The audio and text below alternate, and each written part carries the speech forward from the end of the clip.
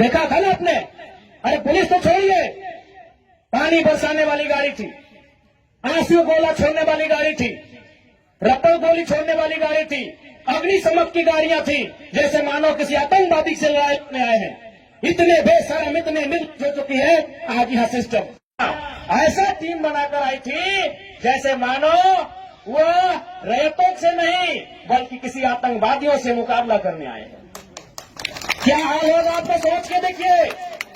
एक विधायक है हम, ठीक है, हमारे समर्थकों ने गलत किया था, सही किया था, वो अलग विषय है, लेकिन प्रशासन का ये रूप, ये कौन सा संवैधानिक तरीका है भाई? एक महज मामूली क्वार्टर का विषय था। ऐसे ऐसे क्वार्टर धनबाद बोकारो में गिनेंगे तो शायद 1 लाख के आसपास होगा, 1 लाख आसपास होगा। एक मामूली क्वार्टर के लिए जो प्रशासन ने अपना एक घृणित चेहरा दिखाया, बिल्कुल ये घृणित चेहरा था प्रशासन का, ये नफरती चेहरा था प्रशासन का, ये असंवैधानिक अमानवीय चेहरा था प्रशासन का। एक विधायक के साथ जब वो इस प्रकार का व्यवहार कर सकते हैं तो सोचिए आम ग्रामीण रैयत विस्थापितों का क्या हश्र होगा आने वाले सालों में। इसलिए आज मैं तमाम रैयतों से, जिन्होंने किसी परियोजना में, किसी कल कारखाने में, कि डीवीसी की परियोजना हो या सीसीएल पीसीसीएल की परियोजना हो, जिन्होंने अपनी जमीन देने का काम किया है, आज उन्हें एक मंच में आने की आवश्यकता है। मैं आपसे यह आह्वान करने आया हूं। आज मैं एक विधायक हूं, एक 30 साल का युवा, एक सुनहरा सपना, एक सुनहरी जिंदगी हमारे सामने, लेकिन आज उस जिंदगी को ठोकर मार के हम कांटों की ताज को स्वीकार करते हैं। उस सुनहरी, उस मखमली जीवन को हम ठोकर मार के कांटों के रास्ते को चुन रहे हैं, जबकि आपको भी मालूम है हम माननीय हैं, फूलों का बिस्तर हमारा स्वागत करने के लिए तैयार है, लेकिन हम कांटों की राह चल रहे हैं। आज प्रत्येक दिन दर्जनों ठेकेदारों का फोन आता है, बैठेंगे विधायक जी, दर्जनों वीआईपी लोगों का फोन आता है, 2 मिनट बैठिए विधायक जी, और आपको भी मालूम है उनके साथ बैठेंगे तो क्या डील होगा, आपको भी मालूम है। करोड़ों में ना सही लाखों में तो डील जरूर होगा। यानी एक मखमली बिस्तर को हम ठोकर मार के कांटों के साथ चल रहे हैं। किसके लिए? झारखंड के चिताराम के लिए हम चल रहे हैं। आज क्या कमी होगी? एक माननीय को क्या कमी हो सकती है भाई? हमें आवास मिलेगा, गाड़ी की सुविधा मिलेगी, टीए मिलेगा, हर प्रकार की सुविधा मिलेगी, भत्ता मिलेगा, हवाई यात्रा मिलेगा, रेलवे की यात्रा मिलेगी और लाखों रुपए की सैलरी मिलेगी। उस ऐशो आराम के जीवन को ठोकर मारते हुए हम आपके बीच विधायकी के साथ साथ अपनी जान को हथेली में लेके घूम रहे हैं। बताइए तो झारखंड के इतिहास में ऐसे आज के इस दौर में एक भी विधायक का नाम बताइए। अरे विधायकी तो छोड़िए, हम अपने जान को हथेली में लेके घूम रहे हैं। जिस दिन 2 बजे रात को हम बेरमा में आए, हमारी गाड़ी में हमारा एक भी अंगरक्षक नहीं था। वे लोग सोच चुके थे। हमने कहा कोई दिक्कत नहीं है। हमने केवल ड्राइवर को फोन किया, वो भी अपने ससुराल में थे, क्योंकि आपको भी मालूम है मेरे घर में इतना जगह नहीं है कि हम 4 लोगों को ठहरने के लिए बोल सके। बगल में हमारे एक मित्र का घर है, वहीं रात रहने के लिए हम जाते हैं, वो विधायक है। हमने तुरंत कहा कि अगर हम अपने अंगरक्षक को लेने के लिए जाएंगे तो शायद 10 से 15 मिनट का लेट होगा, उतना देर में हम कम से कम डुबरी की दूरी पार कर जाएंगे। 20 किलोमीटर हम 15 मिनट में सफर कर जाएंगे, इसलिए अंगरक्षक को सोने दीजिए, हम अकेले आएंगे। हम अपने जान को, अपने जीवन को हथेली में रख के चल रहे हैं। किस लिए? ताकि आज झारखंड की शोषित वंचित जनता को न्याय मिल सके। तो आप इतना तो कर सकते हैं, एक 30 साल का लड़का अपने आराम के जीवन को छोड़कर, ऐसो आराम को छोड़कर आज आपके लिए कांटों के रास्ते में चलने के लिए तैयार है। आप कम से कम ये जो 15, 16, 50, 60 समितियां बना के रखे हैं विस्थापन के नाम में, क्या एक नहीं कर सकते हैं? आप जिस दिन एक करेंगे इनको यहां से उखाड़ के फेंक देंगे। अब दीजिए,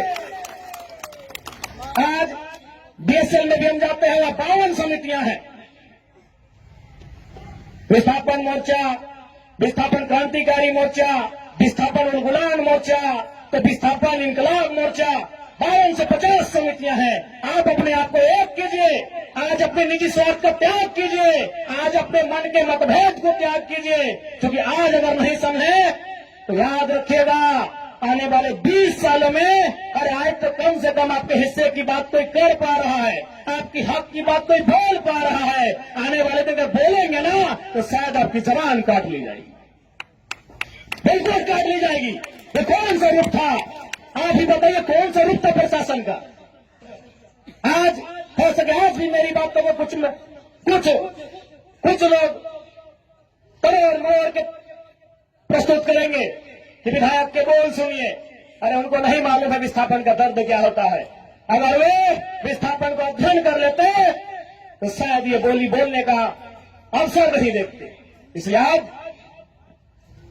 मैं आपको स्पष्ट कहना चाहूंगा, और मैंने विधायक बनने से पहले ही कहा था, मैंने सांसद का चुनाव लड़ने से पहले ही कहा था कि आज जो हाल मैं देखता हूं पूरे झारखंड का, आज जो मैं अफसरशाही का व्यवहार देखता हूं, आज जो मैं प्रबंधन की मनमानी देखता हूं, मैंने बहुत दुखी होकर कहा था कि मैं पीएचडी का स्कॉलर हूं, लेकिन मैं शायद इस बात को आप लोग मेरा गलत कहें, लेकिन मैं कह रहा हूं कि कोयलांचल में रहने वाले लोग जो विस्थापित लोग हैं, वो हम दो हमारे दो नहीं, 2 बच्चों को एक्स्ट्रा जन्म दीजिए और उनको केवल और केवल विद्रोह की भावना के साथ तैयार कीजिए कि आपको बदला लेना है।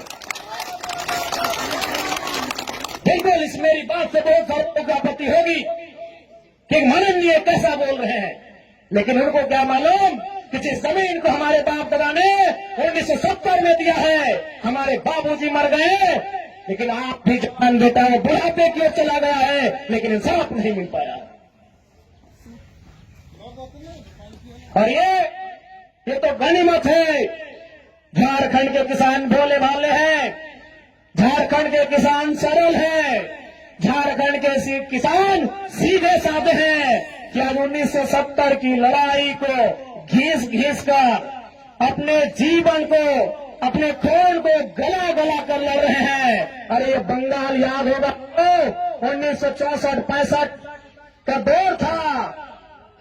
एक दिन पहले कुछ जमींदारों ने, कुछ सामंतवादियों ने एक किसान को मारा था, उन्होंने नक्सलबारी और नक्सलवादी जैसे घटना को अंजाम दे दिया था। एक दिन पहले ये तो झारखंड के किसान हैं कि 70 साल से बर्दाश्त कर लिए, बंगाल के किसानों ने एक दिन बर्दाश्त नहीं किया था। आज आप नक्सलवादी सुनते हैं ना, नक्सली नक्सली नक्सली, ये डिक्शनरी का वर्ड नहीं है, नक्सली कोई पूरा वर्ड नहीं है। नक्सली बुरा हो सकता है, नक्सली वर्ड बुरा वर्ड नहीं है। नक्सली एक्चुअल में वास्तव में बंगाल में दार्जिलिंग जो क्षेत्र है, वहां एक गांव है, उसका नाम है नक्सलवाड़ी।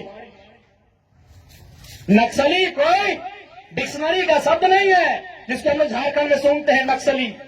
एक बंगाल का गांव है, उसका नाम है नक्सलबाड़ी। उसी गांव में घटना घटी थी।